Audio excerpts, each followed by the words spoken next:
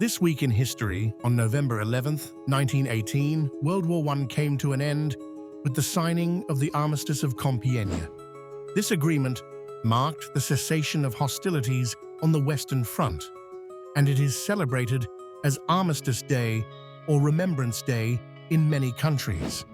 The moment the armistice took effect, at the 11th hour of the 11th day of the 11th month, soldiers on both sides laid down their weapons, bringing an end to one of the deadliest conflicts in history. 1. Signing location. The armistice was signed in a railway carriage in the Forest of Compiègne, France. This location was chosen for its symbolic significance, as it was where the German surrender had been signed in 1918. 2. Key figures. The armistice was signed by French Marshal Ferdinand Foch, the Allied Supreme Commander, and German delegate Matthias Erzberger. Foch was the main architect of the terms. 3. Terms of the armistice.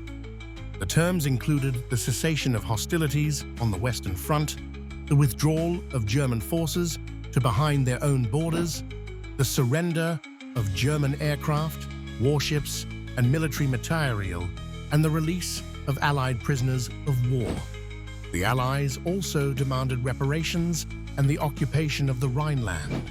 4. Impact. The armistice marked a significant victory for the Allies and a defeat for Germany. It effectively ended the fighting on the Western Front, although it was not a formal surrender. 5. Extension and peace treaty. The armistice was extended 3 times while negotiations continued on a peace treaty.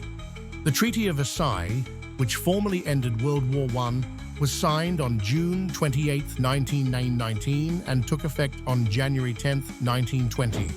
6. Symbolic significance. The choice of Compiègne for the signing was symbolic, as it was the same location where the armistice ending World War I had been signed. This added a layer of historical irony, as the Germans were now on the receiving end of an armistice. The events leading to the Armistice of Compiègne were shaped by several key factors and military developments. 1. Deteriorating German situation. By late 1918, the German military situation had become dire. The Battle of Amiens in August 1918 marked the beginning of a series of Allied offensives that pushed German forces back. The German spring offensive had failed, and their forces were retreating. 100 Days Offensive.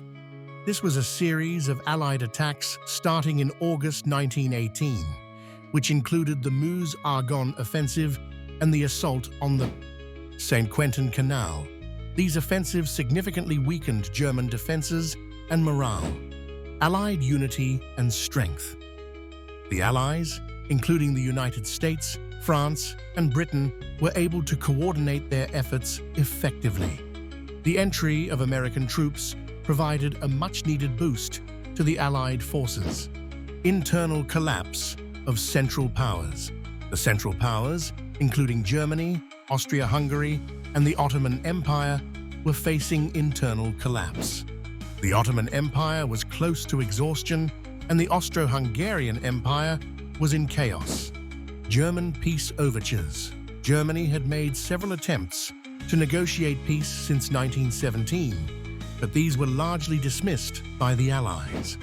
It was not until January 1918, when President Woodrow Wilson presented his 14 points, that Germany's peace overtures began to be taken seriously. German request for armistice. On October 4, 1918, Max, Prince of Baden, the Imperial German Chancellor, sent a note to President Wilson requesting an armistice based on Wilson's 14 points. This request was a turning point, leading to the eventual signing of the armistice. Negotiations and signing.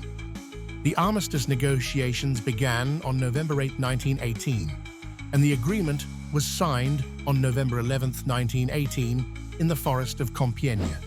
The terms were largely dictated by the Allies, with French Marshal Ferdinand Foch playing a key role. These events culminated in the signing of the Armistice of Compiègne. which brought an end to the fighting on the Western Front and paved the way for the eventual peace treaty, the Treaty of Versailles.